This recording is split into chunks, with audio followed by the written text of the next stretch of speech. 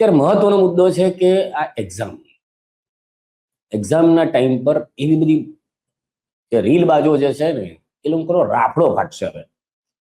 મૂળ એ લોકો કે ને પ્રકારે એમના વ્યૂઝ વધારવા માટે, કારણ કે મોદી સાહેબે જ કીધું છે ને કે ભાઈ રીલ એક નવો રોજગાર છે. એટલે સાધુ બાવાઓ જે બધું ત્યાગીને કે ભાઈ અમને કશું આ મોહ માયા નથી, એ લોકો પૈસા કમાવા માટે, વ્યૂઝ કમાવા માટે ગમે તે હદ પર જ્યોતિષીઓ બની બેઠેલા બધા આવી રીલો અત્યારે હવે એમનો બેકલોગ એ લોકો તૈયાર જ કરી રાખ્યો હોય કે તમારે આમ કરવું જોઈએ, તેમ કરવું જોઈએ, ફલાણું કરવું જોઈએ, ઢીંગું કરવું જોઈએ. એવો જ એક વિડીયો આજે આવ્યો છે સામે.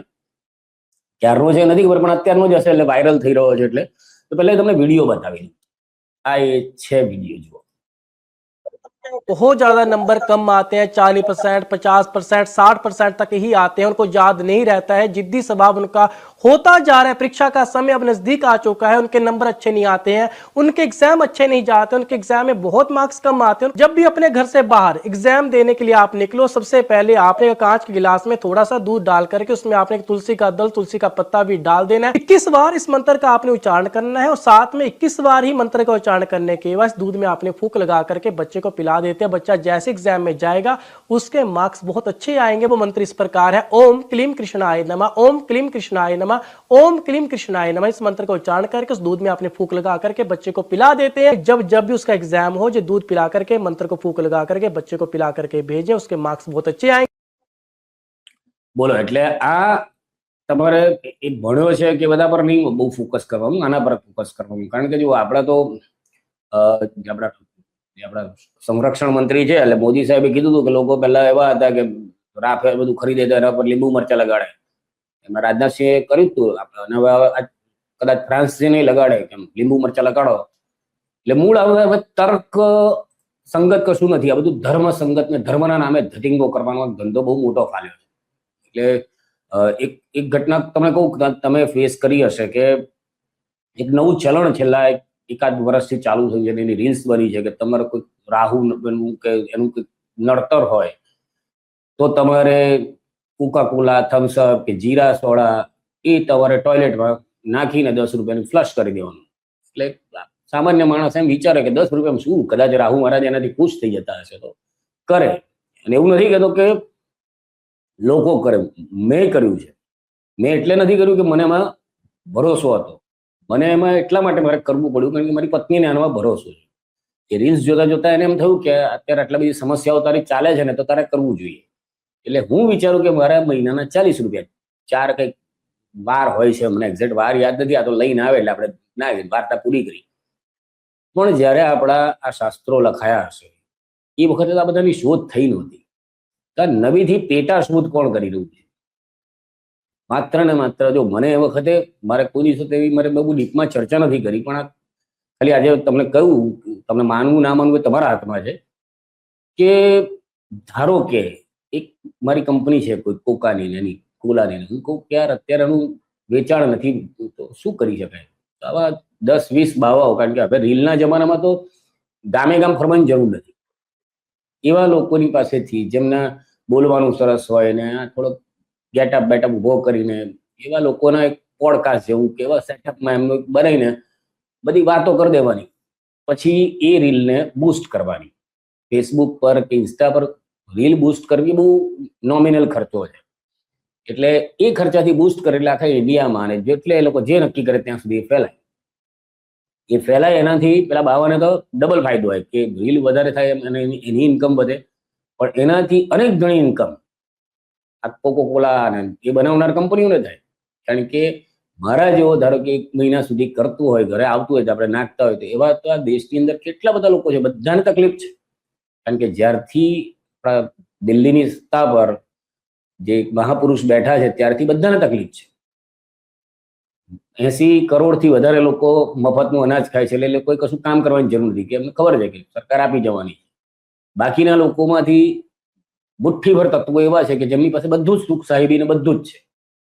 વચ્ચે જે રહ્યો છે વર્ગ, જેને બહુ શાંતિથી જીવવું છે, જેને આઝાદી પોતાની નૈતિકતાથી જીવવું છે, એને બધા ત્રાસ છે.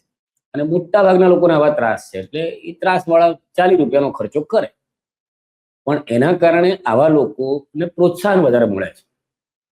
એટલે મેં કર્યું તો એ ખોટું જ હતું, પણ મારે આ દેશ સરખો ચાલે એના કરતા પેલા ઘર સરખું ચાલે ને એ બહુ મહત્વનો મુદ્દો હોય. એટલે કર્યું હતું, પછી એવોઇડ કરી નાખ્યું. કારણ કે આ લોકો, તમને કહું ને તો યોગી છે, મોદી છે, આ બધા એટલા હિપોક્રસી વાળા છે. આ એક બીજો વિડીયો છે જે યોગી આદિત્યનાથનો છે. એ કહે છે શું અને એ ઉત્તર પ્રદેશમાં થાય છે શું, તમે જુઓ. को जिनके हाथों में कलम होनी चाहिए, जिनके हाथों में नोटबुक होनी चाहिए, जिनके हाथों में विज्ञान और गणित की पुस्तकें होनी चाहिए, उनके हाथों में आई लव मोहम्मद का पोस्टर देकर के, पत्तियां देकर के समाज में अराजकता पैदा करने का कार्य कुछ लोग कर रहे हैं. इनको यह भी नहीं मालूम कि उनकी जिंदगी तो बर्बाद है ही है, लेकिन इन बच्चों की भी जिंदगी को लोग बर्बाद करने पर उतारू पड़ती है. હવે આ જ લોકો નાના નાના બાળકોને, બેરોજગાર યુવાનોને કાવડ પકડાઈને કેવી રીતે એમના પર ફૂલો વરસાવે, એ લોકો તોડફોડ કરે, કશું જ એમને કહેતા નથી. અને એ જ લોકો જ્ઞાન આપે. આમાં હિન્દુ મુસ્લિમ એંગલ તો ઘુસાડવાનો. હવે અત્યારે આજે એક બે ન્યૂઝની વેબસાઇટની આજે જ અત્યારે એવા સમાચારો છે કે જેની અંદર હવે હિન્દુઓની જે વસ્તી છે એ ઓછી થઈ રહી છે. મુસલમાનો 2050 સુધીમાં આ ભારતની અંદર બહુમતીમાં મુસલમાનો થઈ જશે. હવે એ નેરેટિવ ચાલુ થયો છે, કારણ કે હવે નજીકમાં ઇલેક્શન આવવાના નથી. અને આ નહીં સમજે, કારણ કે જો 11 વર્ષ 12 વર્ષ થયા હવે, તો તમે જે ગુજરાતની અંદર તો લગભગ 30 વર્ષથી આપણે જેમને સત્તા સોંપી કે ભાઈ તમે અમારો હિન્દુ ધર્મ ખતરામાં છે એટલે તમે સત્તામાં રહો, અને આજે 3 દાયકા પછી પણ આપણે તો પાછા ત્યાં છે કે હજી પાછો હિન્દુ તો ખતરામાં જ છે. હજી બીજા 20 વર્ષ સુધી તો આપણે ખતરામાં જ છીએ. તો આ લોકોને આપણે સત્તા શેના માટે આપી છે? ફોટા પડાવવા માટે, ભ્રષ્ટાચાર કરવા માટે, મોટા મોટા વાયદા કરવા માટે, જુમલાઓ કહેવા માટે, એના માટે સત્તામાં છે ને. ફોટા પડાવવા માટે, રોજ નવા કપડાં પહેરવા માટે, કરોડો રૂપિયાની રેલીઓ કરાવવા માટે, પછી આમ થાળીઓમાં લઈને લોકોને આરતીઓ કરાવવા માટે, કોકને 5,000 રૂપિયા આપીને, કોકને 50,000 આપીને, પોતાના જંગત હોય એ લોકોનો ઉદ્ધાર કરવા માટે આપી. તો પછી હિન્દુ ધર્મ ખતરામાં છે. આજે તમે ભાસ્કરમાં જશો, એની વેબસાઇટ પર પ્રવીણ તોગડિયાનો ઇન્ટરવ્યુ છે અત્યારે. અચાનક એટલે આપણે, હું તો પત્રકાર તરીકે તો પછી જોઉં, પણ એક સામાન્ય માનવી તરીકે જોઉં કે અચાનક આની શું જરૂર છે અત્યારે, શાના માટે અત્યારે પ્રવીણ તોગડિયા, જેને કોઈ અત્યારે પૂછતું નથી, એનો ઇન્ટરવ્યુ કરવાનું કારણ શું હોઈ શકે?